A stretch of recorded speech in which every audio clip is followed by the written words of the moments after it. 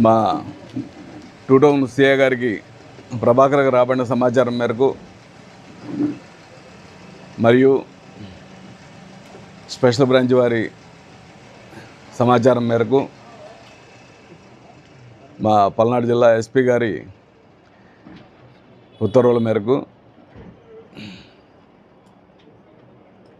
నిన్న సిఐ గారు వారి స్టేషను ఎస్ఐలు ముఖ్యంగా హరిబాబు, యష్ణ మరియు మా ఎస్బి సిఐ గారు షఫీ ఎస్ఐ గారు వీళ్ళందరూ కూడా కానిస్టేబుల్ సహకారంతో ఈ ముద్దాయిల్లో ఒకరైన షేక్ కాసిం షా సన్ ఆఫ్ సైదా, హైలాబజారు, నర్సాపేట పట్టణం,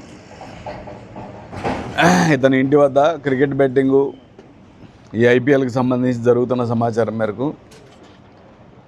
వెళ్ళి రైడ్ చేయడం జరిగింది. అతని ఇంట్లో రైడ్లో ఈ 6 వ్యక్తులు ఉన్నారు. ఇందులో ఈ 6 వ్యక్తులు కూడా ఎవరు బోర్డులు పెట్టేసి సెల్ ఫోన్ల ద్వారా నడిపిస్తూ ఉన్నారు.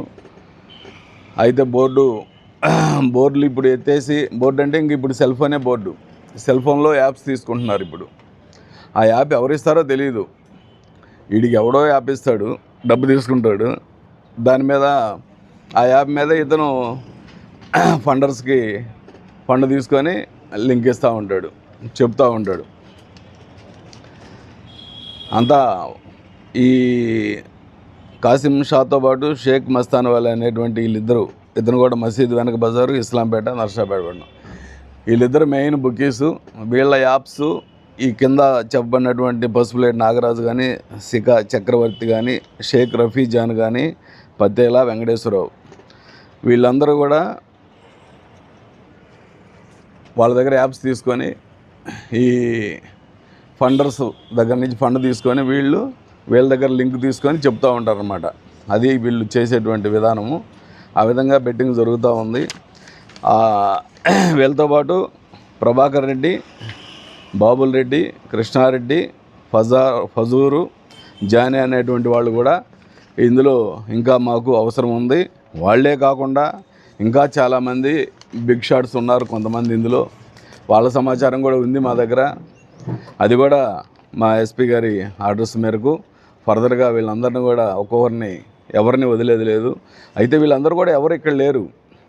ఉంటే ఖచ్చితంగా ఈ పాటికే పికప్ చేసేవాళ్ళం. మళ్ళీ ఇమీడియట్గా రిమాండ్ చేస్తున్నాము. తప్పనిసరిగా వీళ్ళని పోలీస్ కస్టడీకి తీసుకొని వీళ్ళ ద్వారా మరలా ఇంకా ఎవరెవరు ఉన్నారు, మన నర్సాపేట పట్టణమే కాదు, గుంటూరు కాదు, ఎక్కడెక్కడ ఉన్నారో వాళ్ళందరినీ కూడా పికప్ చేసి వీలైనంత వరకు ఈ క్రికెట్ ఈ బుకీల యొక్క ఆటలను కట్టేయడానికి ప్రయత్నం చేస్తాం మేము.